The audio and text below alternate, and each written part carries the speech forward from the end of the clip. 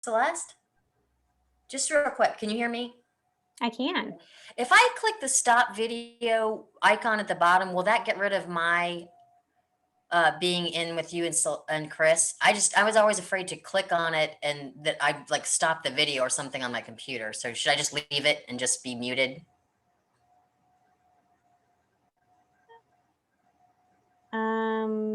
Yeah, Okay. because I'm Okay. broadcasting now. Okay. Yeah.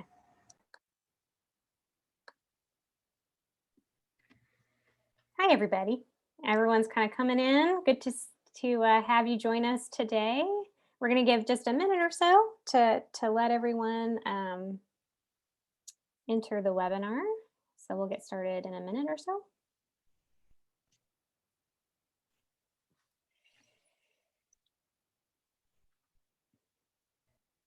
Hope everyone is enjoying this beautiful day. If you are in the Richmond area, it is a warm spring day today.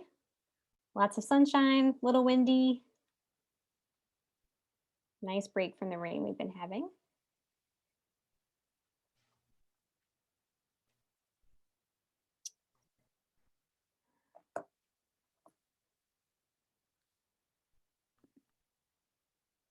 Right.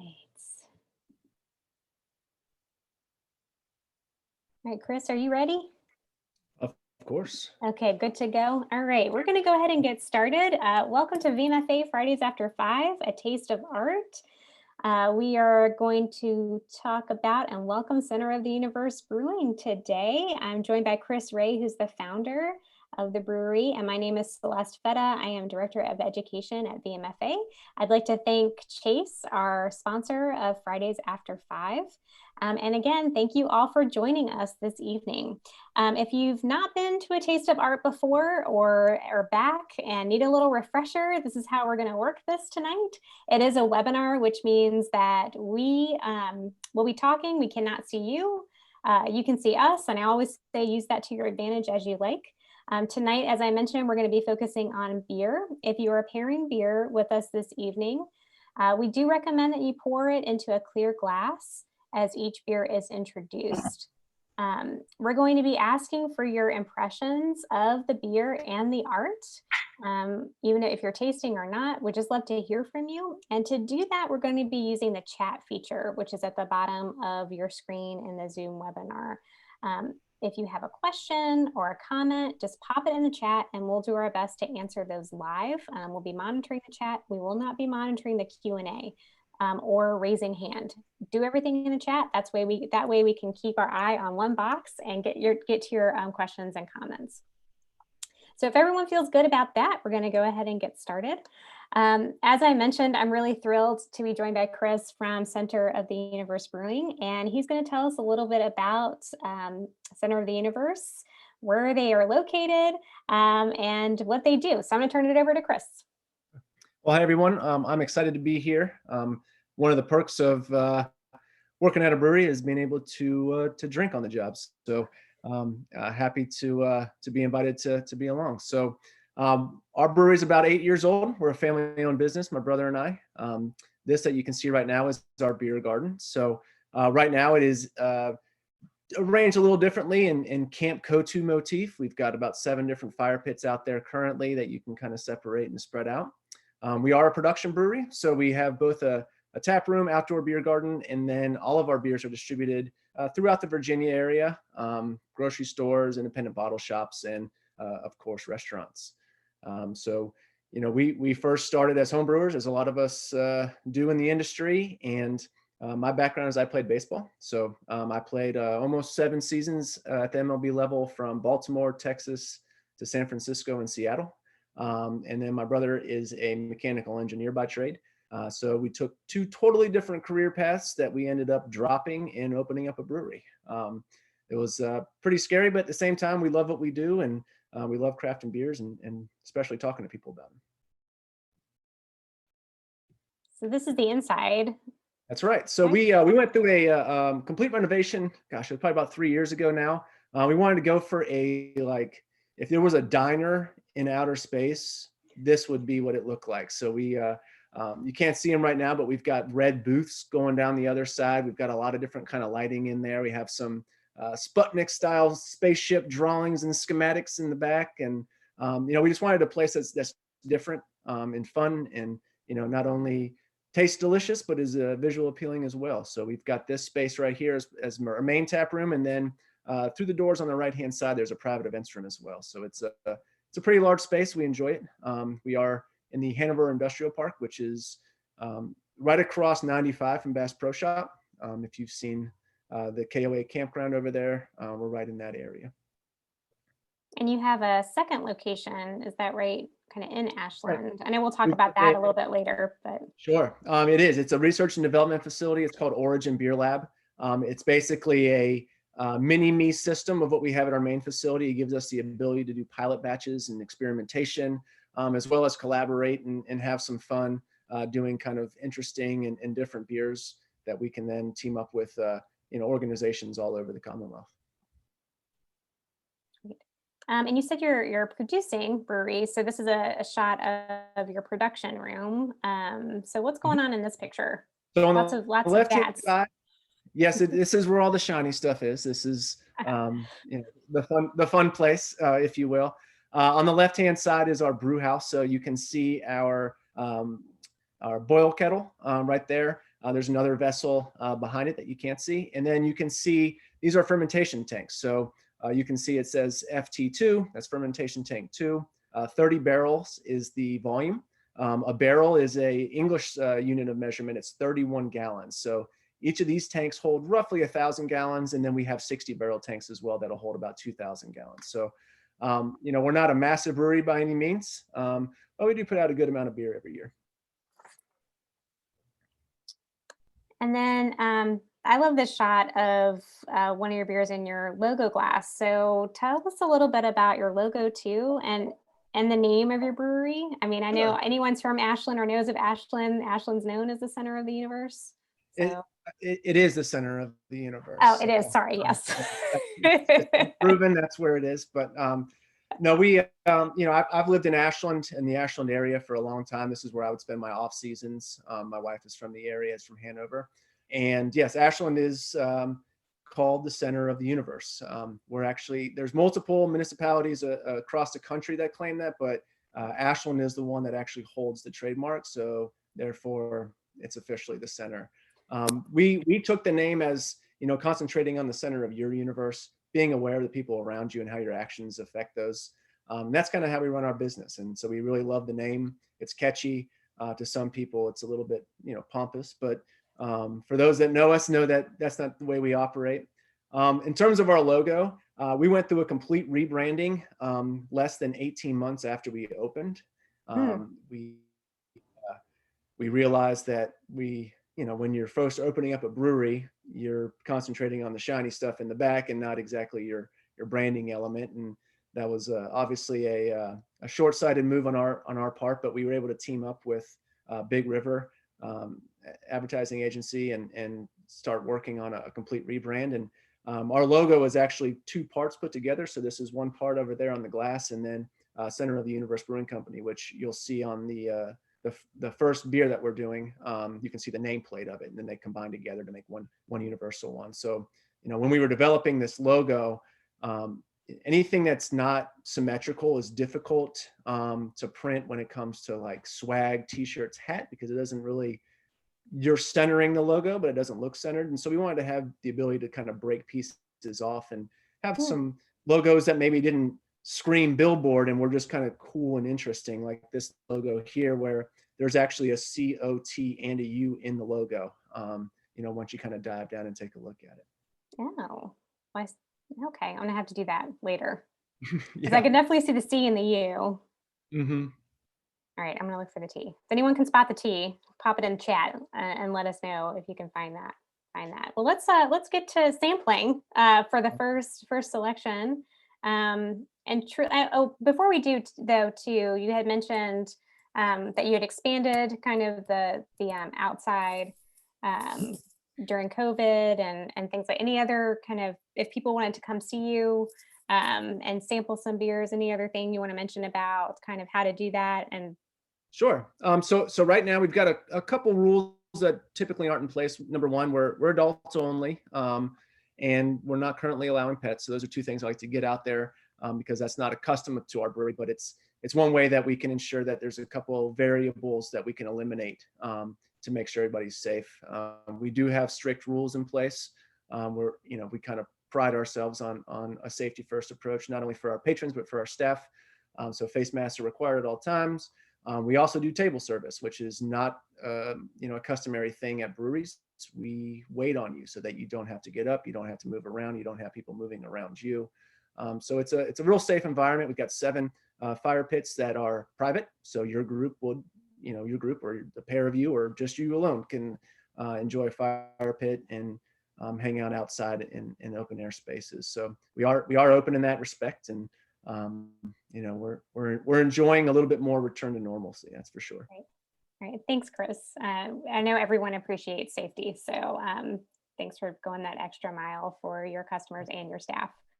Okay, so now we can get trying. Just wanted to make sure people knew that they could visit you. So the first one we're going to taste is the Rally Cap. So if you have this with you, I know I do, so I'm going to take my Center of the Universe glass that I pre-owned, just so people know, and try this. And pouring, we always talk about pouring on Taste of Art, and get just opinions. So this is a shandy. I know you're going to talk about what that means, but do you have a recommendation on the best way to pour?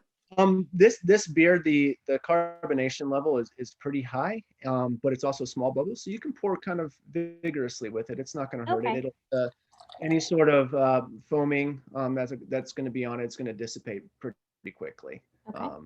There you go. Also, when you pour beer like that and you have the foam and we call it a head on the beer, you're going to get a lot more of the aromatic qualities from that. You're using that CO2 to basically scrub out some nice aromas and push them up, and really your taste buds are pretty heavily influenced about what you smell. So being able to kind of release that aromatic quality only helps in the experience of enjoying the beer. So this is Rally Cap. It's our grapefruit shandy. It was brand new last year for a season that unfortunately didn't exist. It still came out, but we are excited to be launching this beer once again this year. So a shandy in its traditional form is usually any style of light beer mixed with a fruit juice. And so you get a little bit lower alcohol. We wanted to boost ours up just a little bit because it is a rallying beer, so you got to have a little bit of rally fuel in that.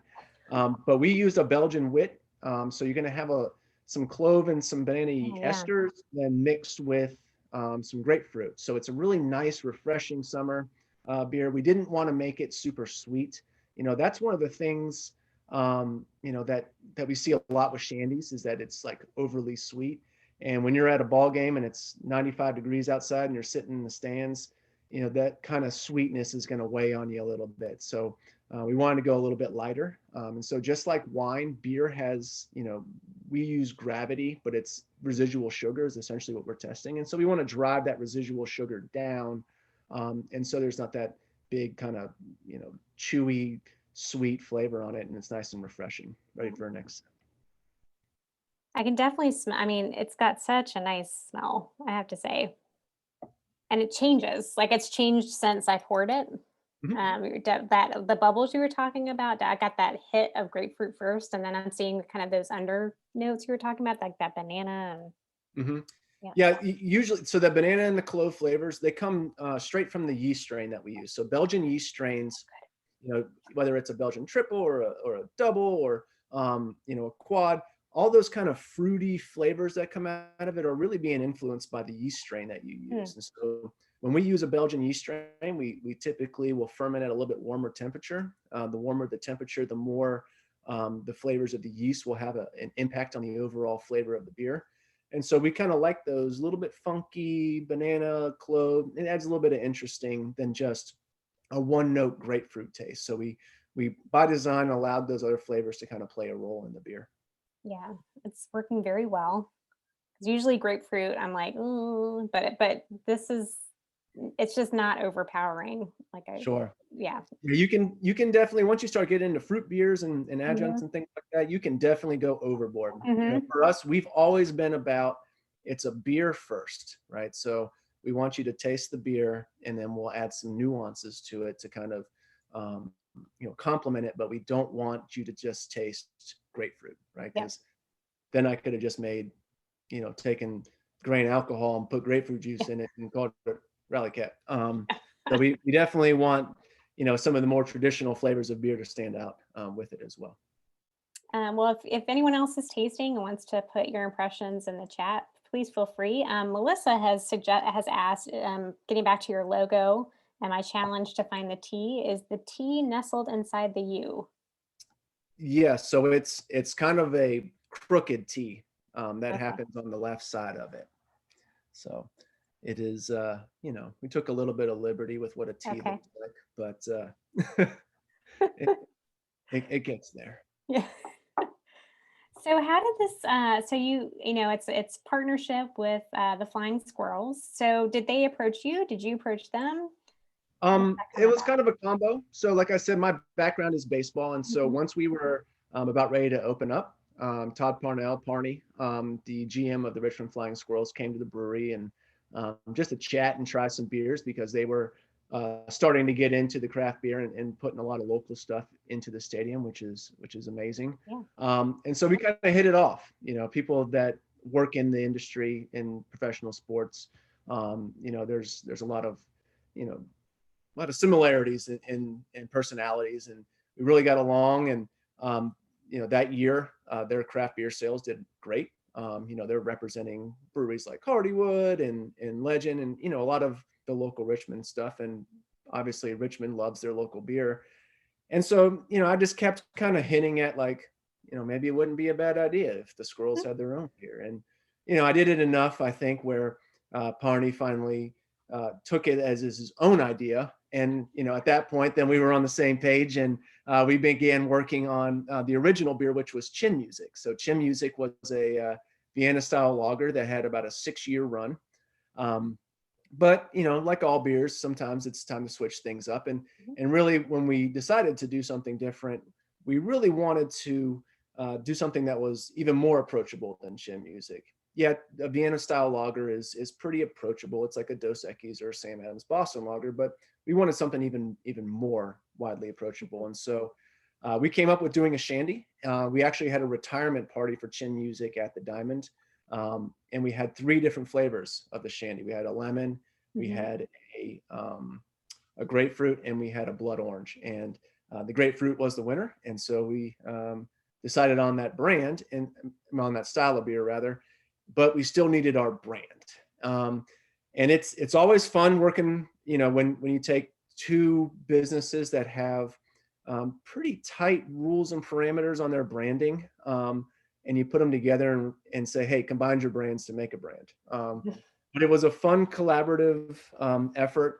We wanted something that kind of screamed baseball, but at the same time wasn't over the top. And so we worked with Jeff Stone, who is our designer, and their team, and came up with Richmond Rally Cap. So basically, the premise is you drink a couple Rally Caps, and you get a little bit louder as the game goes on, and then your cheering can help the team rally and win the ball game. And so that's where the name came from.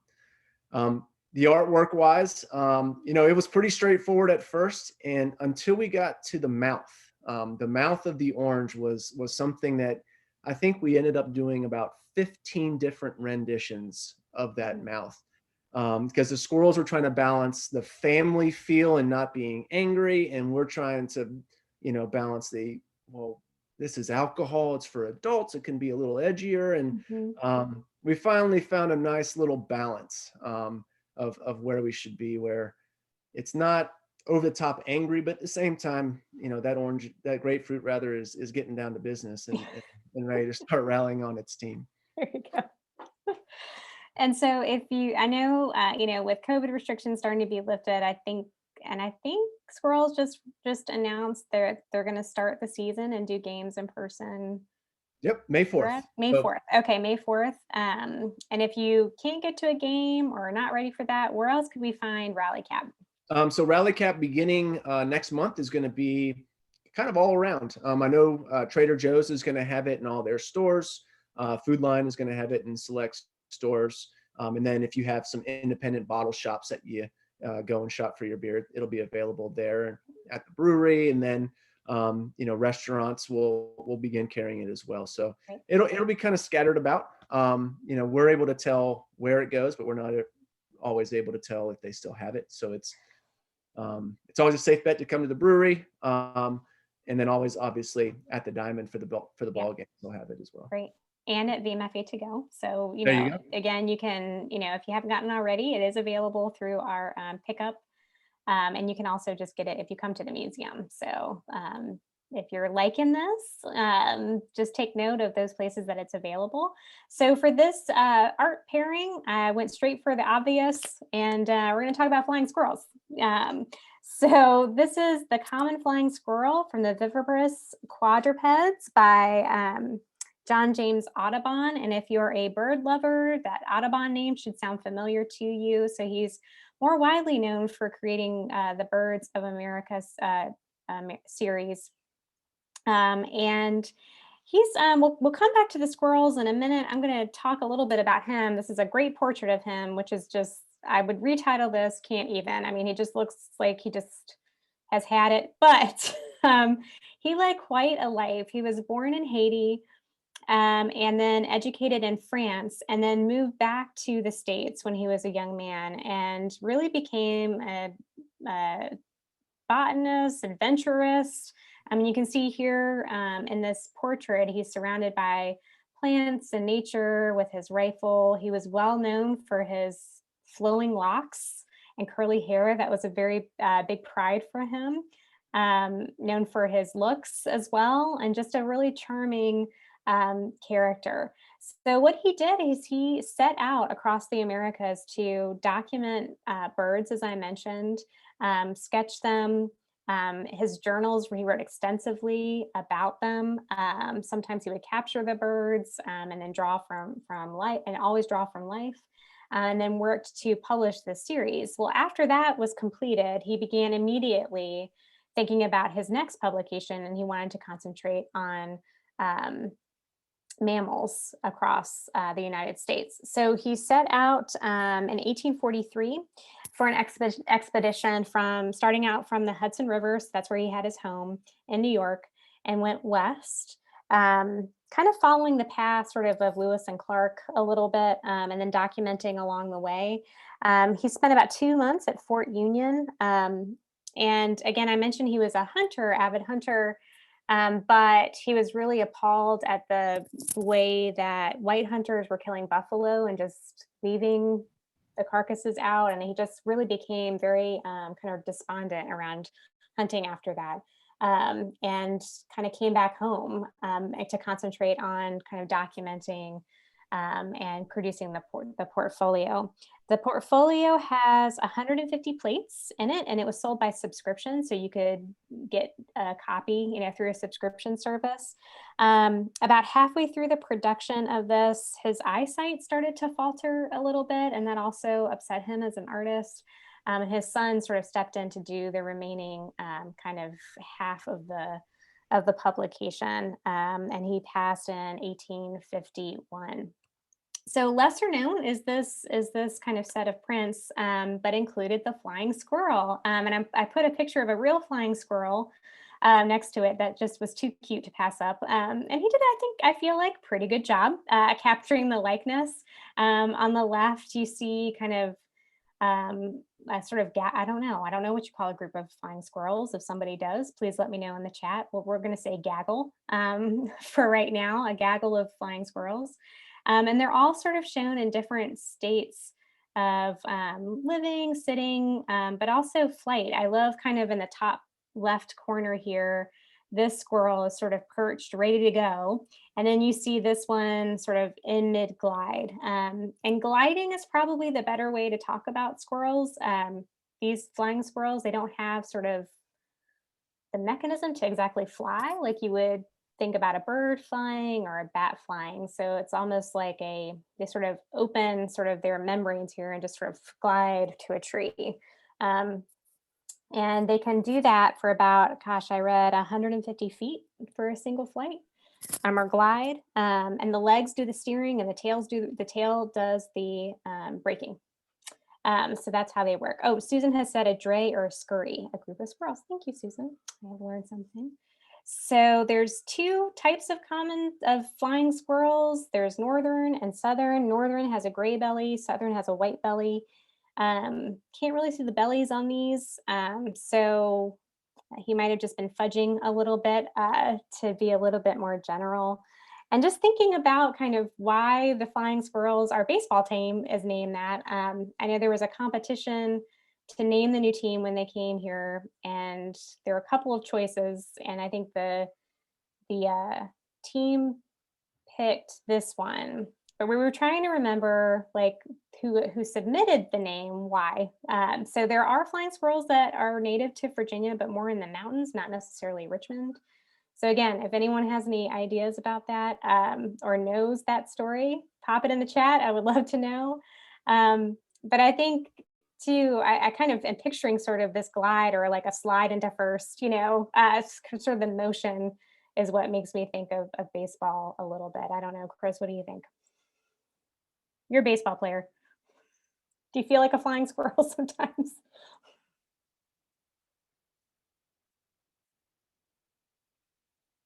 Oh no, I think Chris is frozen.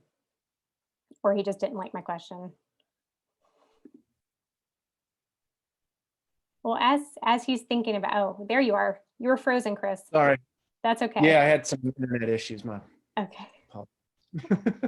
I was just saying, this motion of kind of a flying squirrel is like a slide into base or something. I don't know. I'm trying to make a connection that might not Sure. be there. Yeah. But we have several plates from both the Birds of North America and the quadruped series. So you can look that up on our collections online. But this one I feel like just shows again sort of the different perspective of this animal, but also just a little bit of its personality. In this, you can see that personality in their little faces, especially this guy kind of peeking out from the tree. So staying on this idea, so we talked about flying squirrels as a inspiration, our mascot for our local baseball team. And I have to throw in a picture of actually baseball happening. So this is from Louis Draper, who was an African-American photographer. He was born in Richmond, lived in Richmond for his youth, and then went to college up in New York. And became a really well-known photographer in circles. He started the Kamwenge group. We had an amazing exhibition called Working Together, which is now at the Whitney Museum in New York, that really brings to light the work of the Kamwenge group and Louis Draper's role in that group. Really seen as a mentor, and he taught for a long time at SUNY.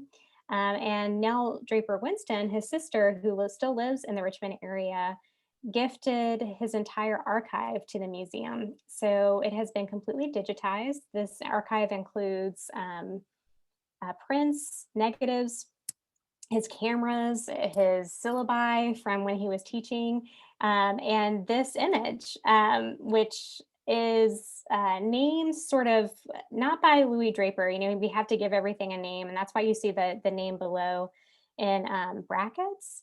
So it's a suggested title or a description, man falling through after hitting baseball. And we were chatting about this before we started, and kind of like, did he hit a baseball? So I don't know, Chris, you made a really good point about this for, again, being a former baseball player. I mean, to me, it looks like he's got a little bit of disappointment or hurt on his face. So I'm wondering if maybe that was maybe not a hit, maybe a third strike that he did. Yeah, so maybe more of a kind of sad storyline here happening than one of success. And Draper he loved to document what was around him, and was really interested in the play of light and shadow. And you can see sort of back here the shadow of the fence here, kind of coming from the sunlight and this really negative and positive space that the fence is creating, and then negative and positive space around the player. So this is really, I would say, little typical of what Draper would do. He was really into like abstract as well. So again, if you go into the art, you can search the entire archive. It is online. And again, if you're a fan of photography, it's definitely something to look at. And I will tell you, I've talked about Draper on a couple of Taste of Arts because he documented so many different things that it is just runs the gamut in terms of thematic connections. So it's really fun to kind of dig deep. And I was so excited. This is the only image that we have in the collection that's about baseball, believe it or not. So I was just thrilled to have it. So we need to maybe rectify that with some other works. Just a couple comments here. The flying squirrel looks like the paragliders that wear suits that mimic the flying squirrel. Yes, we saw some leaping off cliffs in Chanois in France.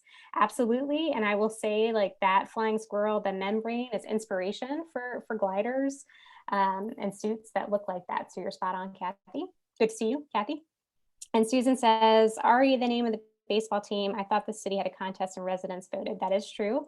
And I think the team had final say. I think They did 5 finalists, and then 5 finalists. Yep. Yep, and the city voted on those 5 finalists. But yeah, I don't know if there was any specific reason why the person submitted flying squirrels or just enjoyed the animal. I don't know. Yeah, it's a great name. I mean, I do love it. Yes, Susan, you're right. And go squirrels. I'm excited for it to start again. All right, so let us go to beer number 2. And I'm going to get a different glass. Sure. So this is Bald Irishman. And I'm very jealous that I don't actually have this beer because it's sold out. Oh no, I'm sorry, Chris. Do you want me to turn my That's camera okay. off?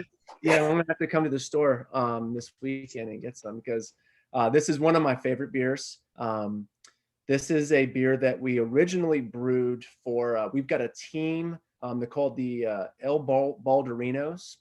So we support St. Baldrick's Foundation, which is a charity that funds childhood cancer research.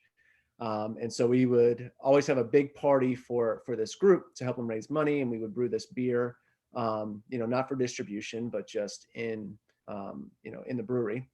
And 2 years ago, we submitted it to the World Beer Cup, which is the largest international beer competition in the world.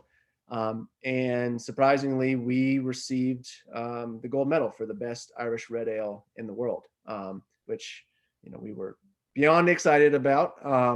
Little old Ashland. But well, you are so the center of the universe. Come on. We are. I mean, makes sense. And so we decided, well, if we've always liked the beer, but if people think the beer is great as well, let's go ahead and can it, and we'll put it out for the month for St. Patrick's Day. And so that's what we did. We work with the St. Baldrick's Foundation. 10% of all the sales of these cans go to the charity. And then our designer had a heck of a time, good time, designing this label. So, we didn't want to just put, clover up on there, or, a pot of gold or something kind of generic for Irish beers. We wanted to kind of really play into the fact that this beer was originally intended for a charitable purpose, and it's still brewed that way. And so we have a nice little barber's chair there, a little old school one. And obviously with the red hair on the ground, that's only 10% of Irish folks have red hair, but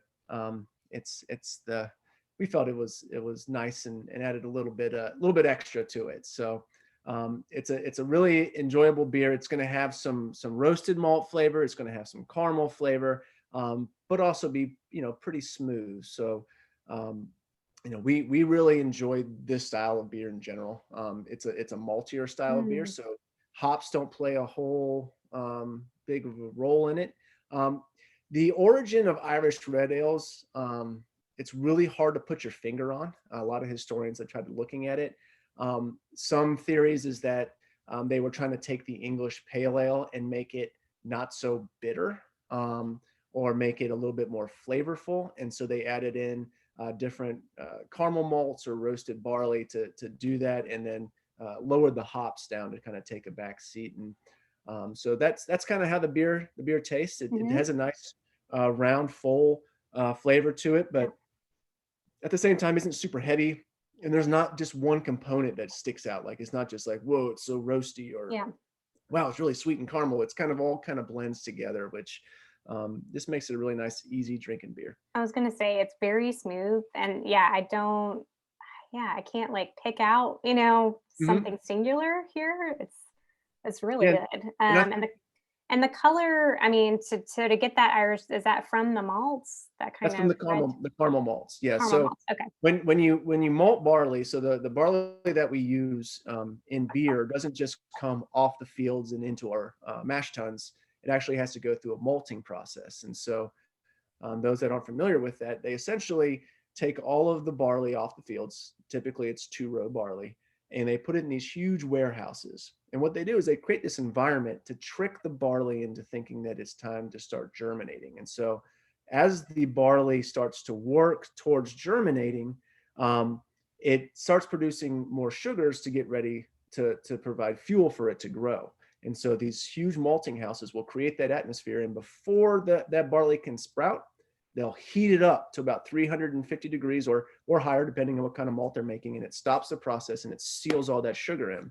And so with a caramel malt, they actually turn the temperature up just a little bit more to try to caramelize that sugar. And when you caramelize that sugar, you get those Yeah. different flavors. And that's what we use a lot of in this brew to kind of Mm. not only create that color, but also create those flavors as well. Yeah, it's delicious. Thank And two comments here. Love this and the connection to St. Baldrick's. Congrats. And you. Mary says, I usually don't care for reds, but this was delicious. Oh, well, thank you so much for Yeah. saying. And the team that is at the brewery is usually in the top 5 to 6 in the country in terms of how much they raise. So That's amazing. they do a pretty exceptional job. And I've had my head shaved on multiple occasions. They'll auction off my head sometimes. I don't know how I feel about that personally, but it's good for the charity. So Good I don't cause. mind it. So far, so good on it growing back. So we'll see how long that lasts. Well, the work that I picked to match this is Her Sunday Shawl by Robert Henry. And this is of an Irish child, an Irish girl. And Robert Henry, we'll come back to her in a minute. I just want to tell you a little bit about him. This is him on the left, and this on the right is another work from the museum's collection, just to give you some context and some other things you can see by him. So he was a very influential artist and teacher in America. He was part of a group called the Eight that was really challenging sort of academia at the time, academic painting, which he was really interested in realism and kind of showing the true sort of America. And so not a pristine landscape, but kind of an urban setting. So like alleyways and people who lived kind of toe to toe in New York or toe to head in New York.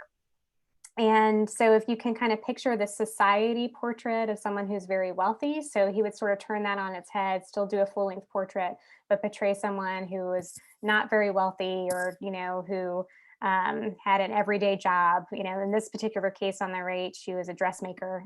This is a girl from Spain, and gave those people agency in the portrait. So she's looking right at us, she's striking the pose she wants to do, and she's very confident. And you can see sort of the brush strokes that he's using are very quick, but you still can tell it is a person. So this corner sort of urban realist, sort of abstract realism a little bit. His group, like I said, was the Eight, but they were also known as the Ash Can School, named after, again, kind of trash can or the street, kind of painting on the street. So in 1913, there was this big show called the Armory Show, where European modernism was shown, that was totally abstract, not very figural. And he got really upset, not upset. I would say like challenged by that and was like, ugh, I need to get out of New York. And so he went to Ireland in 1913, and his wife was Irish descent. He had some Irish heritage, part of the reason he went. He was also really good friends with John Butler Yeats, the writer, and so he kind of gravitated towards Ireland. They stayed in a chill island, which is on the off the west coast of Ireland, and loved it. He painted there, and then he went back in 1924, right up to his death in 1929, every summer. So he spent a lot of time there, and he loved to paint portraits of the residents. And in 1924, he concentrated solely on children. So he'd have them come to the studio, and he knew everyone there because he lived there. So got to know everybody, and his wife got to know everybody. And so kids and like would come with their parents and sit. They would get paid for sitting for him. And he was really focused on painting sort of the inner spirit of children. That was really important to him. There's a great quote for him that he wrote in sort of a manual for students and painters. Feel the dignity of a child. Do not feel superior to him, for you are not. So it was really important for him to really, like I said, capture what they look like, but capture kind of their inner spirit as well. And we know who this is. This is Sarah, and I want to make sure I get her name right too, Sarah Burke. She was the daughter of the butcher on Achill Island, Thomas. She was his first model in the 1924 season, and he painted her a couple of times. In this particular case, she is wearing the shawl she would have reserved for Sundays. And unlike his other portraits of children, where you can see kind of they don't have anything covering them. So he's using this as also sort of a composition technique. So for like some strong diagonals that really frame her face. And you can see her bright blue eyes just stand out really, really well on her face, kind of surrounded in all of this darkness behind her.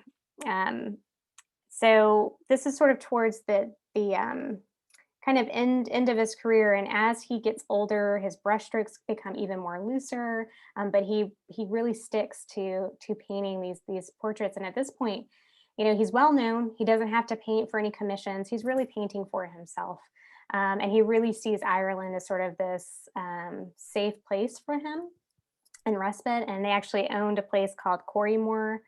And they, like I said, stayed there every summer. So I just love this connection both to Ireland, but also children. And again, I think what St. Baldrick's does is so wonderful, to support cancer research for, cancer in children in particular, so we can encourage that inner spirit for them. So I love this connection. I love this painting. It's on view now. You can go see it in the museum. And it's a great little story about Henry and kind of his purpose towards the end of his life. All right, so we're going to go into our third and final selection. Mm-hmm. So this is Cryo Clouds. So I'm very excited about this beer. This is the first ever beer that we have distributed from Origin Beer Lab. So as I alluded to earlier, that is our research and development brewery. And so this beer was developed at Origin, and then we brewed it and canned it at the main facility.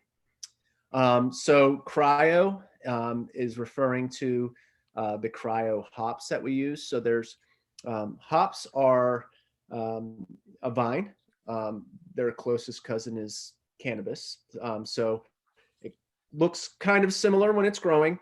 And then inside of the little cones that we have that are grown on the vine, there is lupulin powder. So it's this yellow orange powder on the inside. And that powder we use to create flavor, create bitterness, and create aroma. But when we use these hops, we often use pellets. So they take all of those cones and they shred them all down, and then they compress them into pellets, and makes it nice and compact and easy for us to brew with. But once those pellets hit the liquid, they expand and soak up beer. So what they do now is they cryogenically will freeze the hops and are able to separate that lupulin powder from the actual plant material. And it allows us to increase our dosing rates. So use more of it than we normally would, because we're not going to incur that loss of all those hops soaking up all of our beer, and then we end up with lower volumes, and that's never good. So It's a different style of hop. It adds a little bit more pungentness, so you're going to get a lot of aroma on it. You're going to get a lot of flavor. And this style is more of an East Coast style, so you're going to get less bitterness and more tropical fruit flavor from the hops and aroma, without having that like tongue-numbing bitterness that'll last, a long time for some beers. That is And so intense. it is. Oh, Yep. So it's in a got good an way. In a good way. Well, definitely. I mean, so if you're not used to drinking IPAs, any IPA is going to be much different than what you are used to. But if you've had an IPA before and you haven't liked it, there are so many different styles of IPAs now. I guarantee you there's one out there that you're going to like. And so this one is much more fruit forward, less bitterness. It's going to have some stone fruit flavors, some pineapple in there. Oh yeah. Whoa, I can smell the pineapple. Like right when you said that. Yeah, and all those flavors come from the different varieties of hops that we're using. Typically, North American hops that are coming from the Pacific Northwest are going to be more on the fruity side, whereas traditional noble hops that are grown in Germany and England are going to be more on the grassy, earthy side.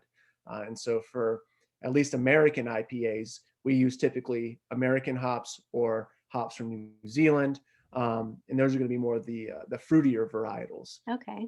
Mm-hmm.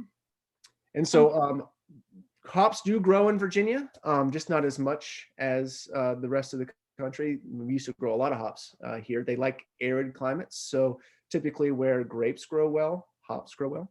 Unfortunately, Virginia gets a lot of rain, which really kind of stunts the cone production. So the hop vines will grow up just fine, but you just won't get as much volume per acre as you would out west. So hop growing in Virginia it costs more, and that's kind of an issue. Okay.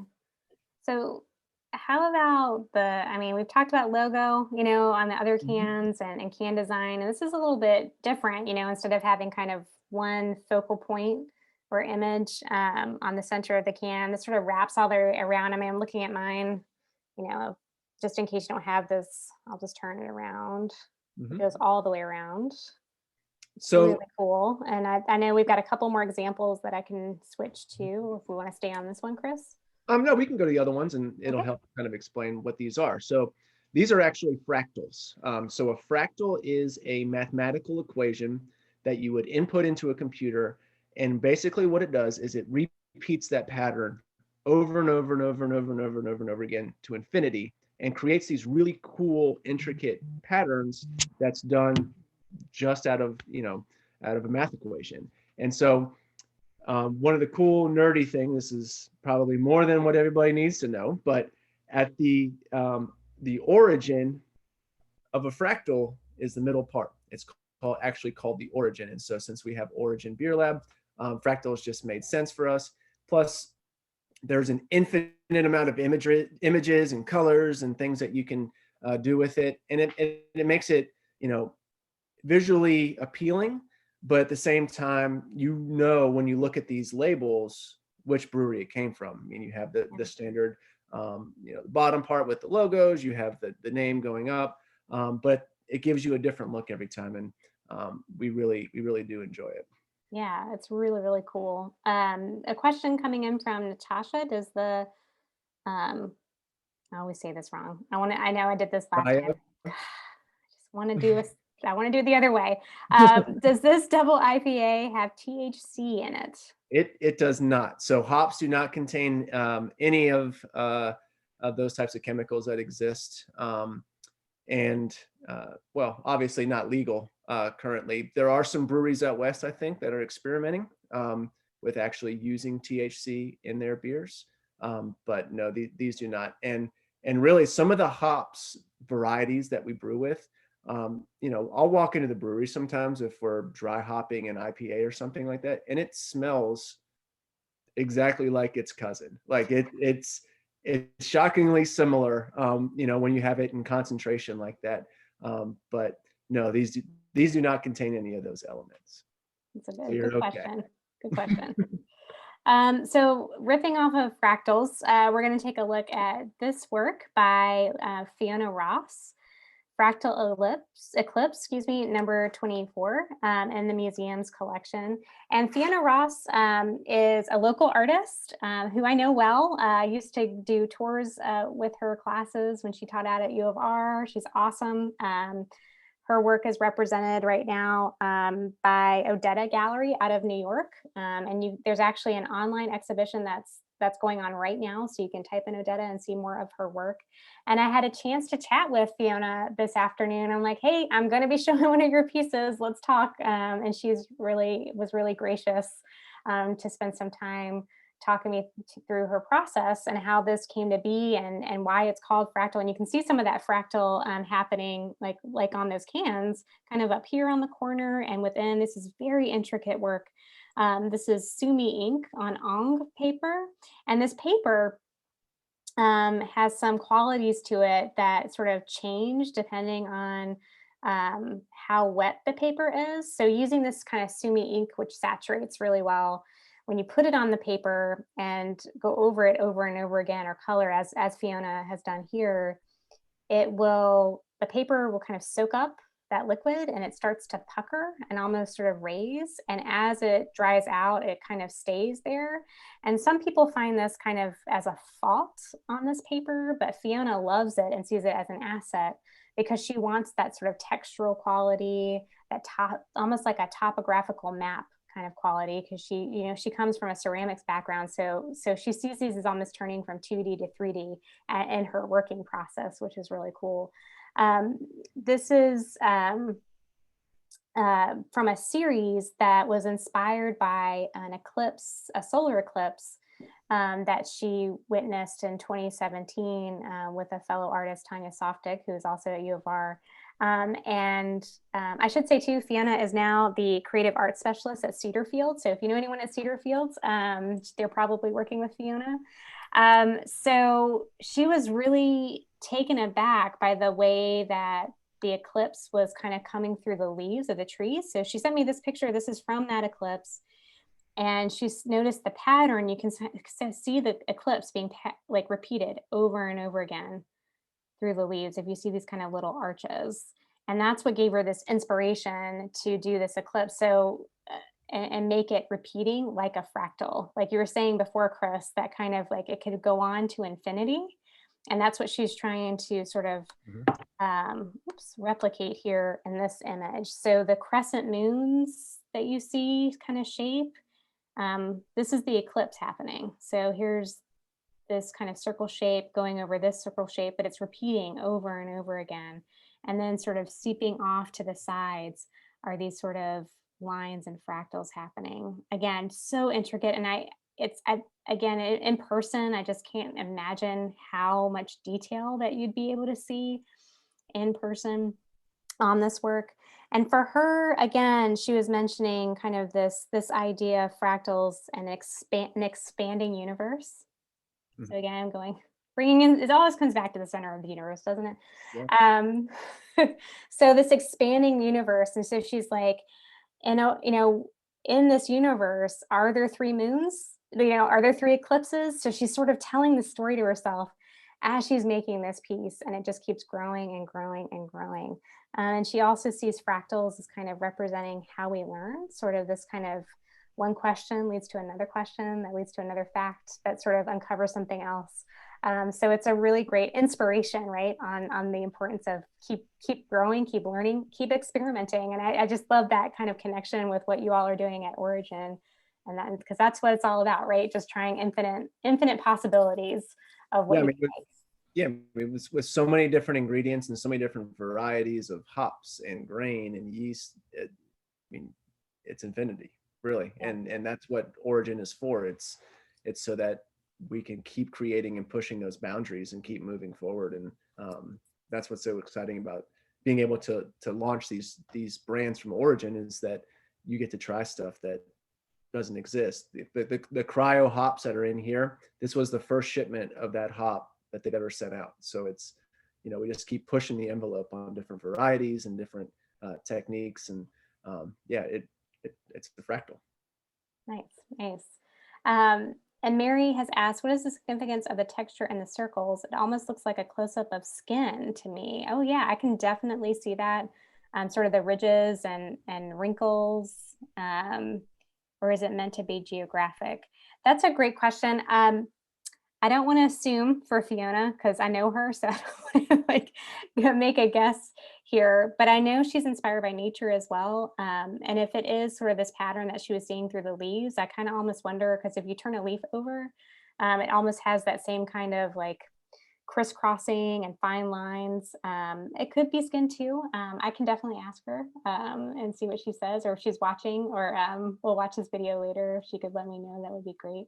And geographic too, I would say again, she's really like again interested in that topographical map effect, so that could be part of it as well.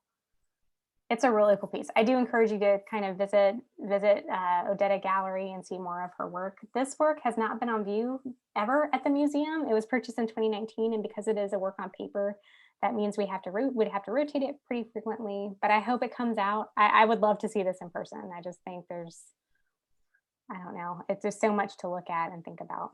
Or maybe it needs to be on your next Origin can. I'm just going to There you go. Maybe just we'll going to throw it out there. And lastly, we're going to end tonight because this is all about hops, right? I could not believe, I was like, I'm going to see if there's anything with hops in the collection. And we do. I couldn't believe it. This is called the Queen of Hops. I just feel like it's so perfect with all of what we've learned about hops. Chris, thank you so much. That was really informative. And I think really cool to just hear how you're being inventive with this ingredient that's so central to beer making. And this, we're also coming back to Ireland, so it connects right back with the second beer we tasted as well. This is by Belique Pottery, which is an Irish pottery that made Parian ware, which is like a bisque finish sort of porcelain, founded in 1857. The image that you're looking at is not our Queen of Hops. Our Queen of Hops image was terrible, and I just could not, I didn't feel good about showing it to you because it wasn't great. But it was made, this was made in multiples. So I found another example just so we could get a clearer image. And I know Chris and I have talked kind of about this, and I would love, and again, not trying to put you on the spot, Chris, but just kind of talking about where the hops are on, the hops are sort of the crown that she's wearing. And I think that if you could talk a little bit about around her ears and around her hair. Yeah, so the actual parts of the plant that we use are actually kind of at the bottom where her, where her ears are. And that's kind of how they grow. So these hop vines, they'll grow upwards of 18 inches in a day. So they shoot up, they go 20 feet up, straight up into the air. At hop farms, basically there's two poles with a wire in between, and they just dangle string, and those hops will just shoot straight up to the top. And then all of a sudden they'll just start budding with all of these, the hop flowers is what they're called. And those are the hop flowers that are down there at the bottom. And then just the vines that are twisting around in her hair. Right. I would love to know more about the Queen of Hops, and if she has any ancestors, because we do enjoy the hops at the brewery, and we need to get somebody like that involved. Yeah, so really Belique, this is an image of the Belique pottery still in operation. And I put an example of what more people may be familiar with that Belique produces. This is their clover ware. So in production since their founding in the 1800s. But they did figures like the Queen of Hops. And one of the figures that they kind of did that was a little bit larger around the same time of Queen of Hops was Erin Awakens, so sort of a personification of Ireland. So again, I couldn't find great pictures of her, but she sort of has a harp. It's sort of the awakening of the Industrial Revolution. She's sort of waking up to industry, very sort of Victorian personification, symbolism, action happening. So around after that was so successful. And Belique also was very successful because Queen Victoria loved it. She ordered a lot. Prince of Wales ordered a lot. She gave a set to the German royal family, and that just took off. It was like, trend setting. So everyone had to have Balik, and that's how they really grew. And were able to experiment a little bit beyond that, whereas into figures and busts like this. So they did a bust of Charles Dickens, they did a bust of Shakespeare, but they also did a couple of personifications like the Queen of Hops. They did joy and sorrow. I'm kind of joking. It's like Inside Out. If anyone's seen that movie, they beat Pixar to the punch there. But my theory behind this, and I need to do a little bit more digging, is that like Erin Awakening, the sort of personification of Ireland, kind of a nod to industry, a nod to production. This is sort of a nod to what's coming out of Ireland, so what's being produced there. And hops, like you were mentioning, grown in England, grown in Ireland, would have been probably an export or something that Ireland was producing at the time. So probably made for that purpose. Again, like I said, made in multiples and cast ceramic for sure. So there's a lot more to learn about the Queen of Hops and would love to kind of dig into this a little bit. But again, if anyone is a Balik fan or knows more about it, please pop that in the chat. Again, there's always something like that fractal, right? One question leads to another. There's always something new to learn for sure. So I think we're actually, oh my gosh, at time. Perfect. I want to thank Chris so much for spending time with us and picking these beers and sharing the stories. I just really enjoyed it, enjoyed working with you and learning more about Center of the Universe Brewing. Well, it was definitely my pleasure. I always enjoy coming out here and talking beer and learning some new things about art. We talked briefly when we first started that making beer is art, and our staff does a pretty good job at that. But visual art, I'm much more of an appreciative fan than someone that can actually do it. So it's nice being able to combine the two. Yeah, absolutely. And thanks everyone for coming. And I see Fiona's on this. I hope I did you right, Fiona. And thanks so much for showing up. And I really would, and again, thank you, Chase, for sponsoring us. And I invite everyone back for our next Taste of Art program on Friday, April 9th. We'll be talking about wines from Portugal and looking at some work from that region and work that's inspired by the labels of those selections. And then on Friday, April 23rd, my colleague Courtney Morano is going to be hosting that one with Wasserhound Brewing out of Virginia Beach.